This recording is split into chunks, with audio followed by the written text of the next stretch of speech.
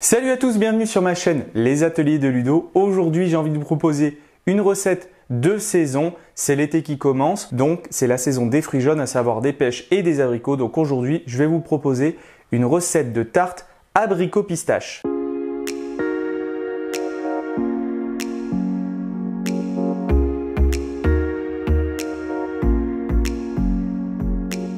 L'année dernière, je vous avais déjà proposé une tarte toute simple abricot amande que vous pouvez retrouver bien entendu sur ma chaîne YouTube. Je vous mets le lien juste ici et cette recette vous avait beaucoup plu.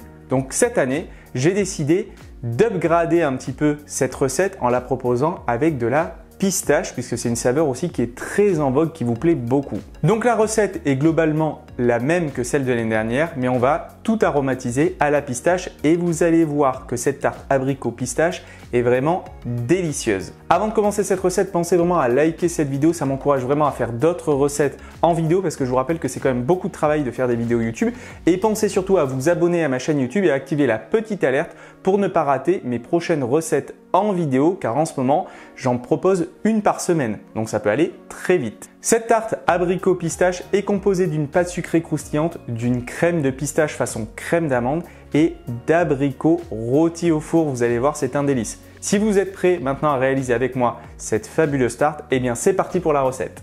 On va commencer par réaliser notre pâte sucrée. Pour cela, nous aurons besoin de 100 g de beurre, 65 g de sucre glace, une pincée de sel, 40 g d'œufs, 160 g de farine T55 et 20 g de poudre d'amande.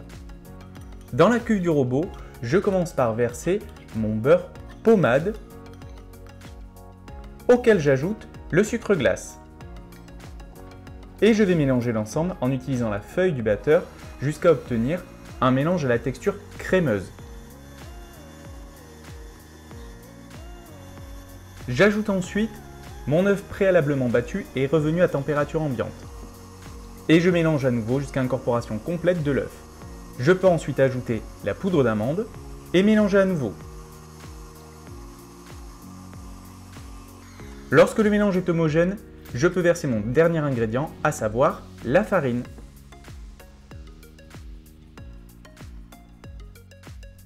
Et je mélange une dernière fois en veillant surtout à ne pas trop travailler la pâte pour ne pas lui donner une trop grande élasticité.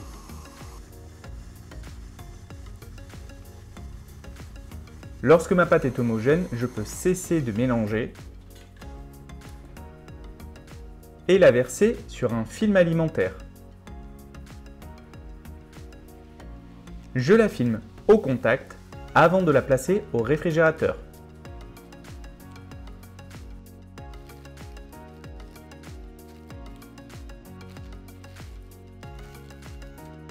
Une fois que ma pâte sucrée est réalisée, je la filme au contact et je la place au réfrigérateur pendant 2 heures minimum.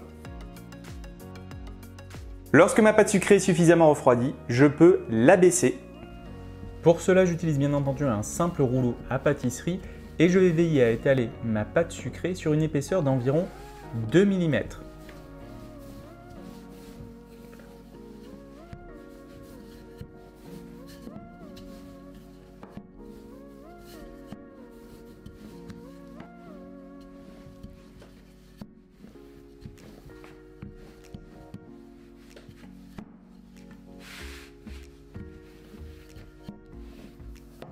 Lorsque ma pâte est suffisamment étalée, je viens disposer par-dessus mon cercle de cuisson de 22 cm de diamètre et je découpe un disque de pâte à 4 cm environ des bords du cercle.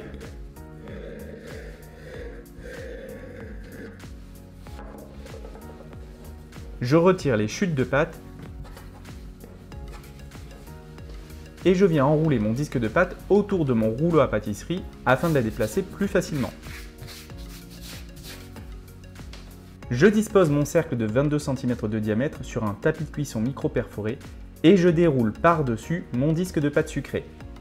Attention, celui-ci doit être bien froid pour pouvoir foncer mon cercle à tarte. Et je peux commencer le fonçage de mon cercle en appuyant délicatement avec mes pouces vers l'intérieur du cercle pour venir plaquer la pâte contre les parois du cercle ainsi que sur le tapis de cuisson. Je procède évidemment de la même manière sur tout le pourtour du cercle.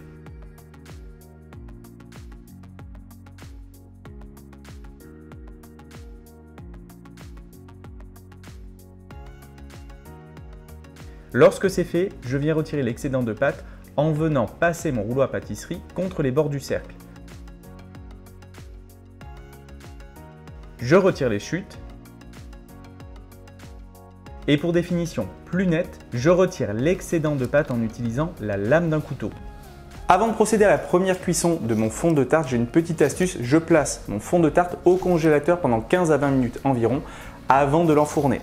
Mon fond de tarte est prêt à partir en cuisson. Je vais le cuire dans un four préchauffé à 160 degrés pendant 15 minutes exactement. Cela correspond à la pré-cuisson du fond de tarte. Mon fond de tarte est pré-cuit, je le laisse refroidir à température ambiante avant de le garnir et de procéder à la deuxième cuisson. On peut maintenant passer à la préparation de notre crème de pistache façon crème d'amande. Pour cela, nous aurons besoin de 70 g de beurre, 70 g de sucre, 70 g d'œufs entiers, 15 g de pâte de pistache et 70 g de poudre de pistache. Dans un cul de poule, je verse mon beurre pommade ainsi que le sucre. Et je vais mélanger l'ensemble à l'aide d'une maryse jusqu'à obtenir un mélange à la texture crémeuse.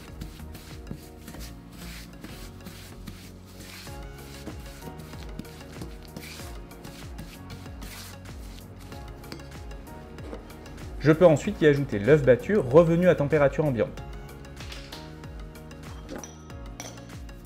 Et je mélange à nouveau.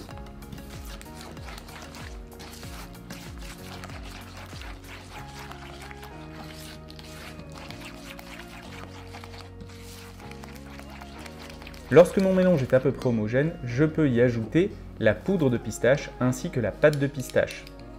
Et je mélange une dernière fois jusqu'à obtenir une crème de pistache à la texture bien homogène.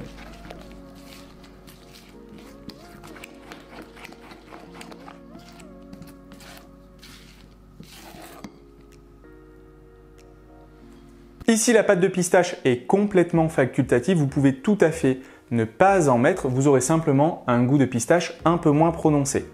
Je n'ai plus qu'à pocher ma crème de pistache sur mon fond de tarte pré-cuit et revenu à température ambiante. Ici, on n'a vraiment pas peur d'être généreux avec la crème de pistache parce que c'est vraiment ce qui va apporter de la texture et du goût à notre tarte.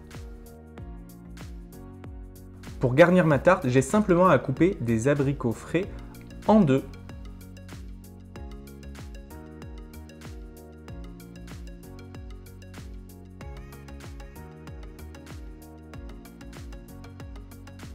Surtout, veillez bien à choisir des abricots qui ont du goût et qui sont suffisamment mûrs, sinon votre tarte risque d'être très acide après cuisson. Je dispose mes demi-abricots sur mon fond de tarte en veillant à les incliner vers l'arrière et en les enfonçant dans la crème de pistache.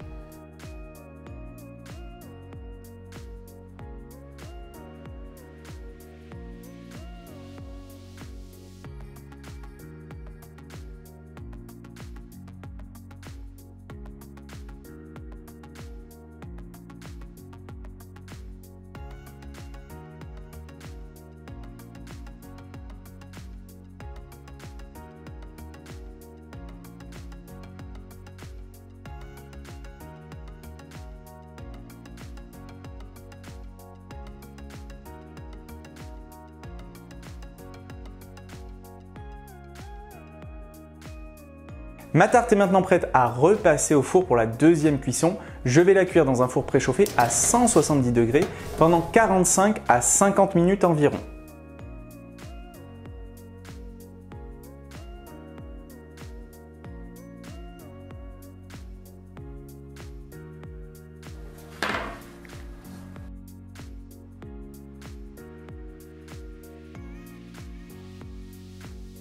Une fois que ma tarte est complètement refroidie, je vais avoir besoin seulement de quelques ingrédients pour la décorer. Je vais utiliser ici un peu de gelée d'abricot, un peu de sucre glace et quelques éclats de pistache bien entendu. Je vous rappelle que vous pouvez retrouver l'intégralité de la liste des ingrédients de cette recette en barre de description juste en dessous de cette vidéo.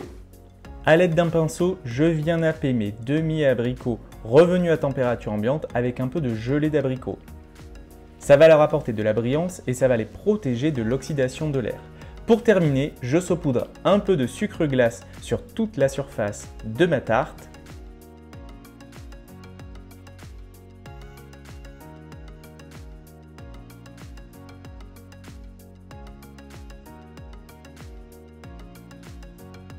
et je parsème quelques éclats de pistache pour rappeler les saveurs de cette tarte.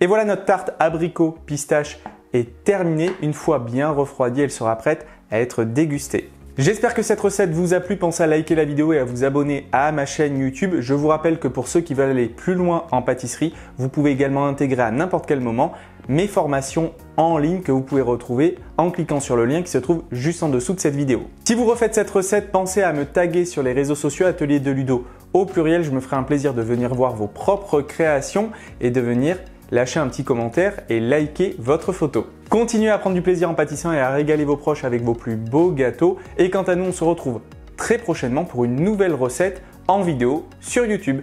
Au revoir!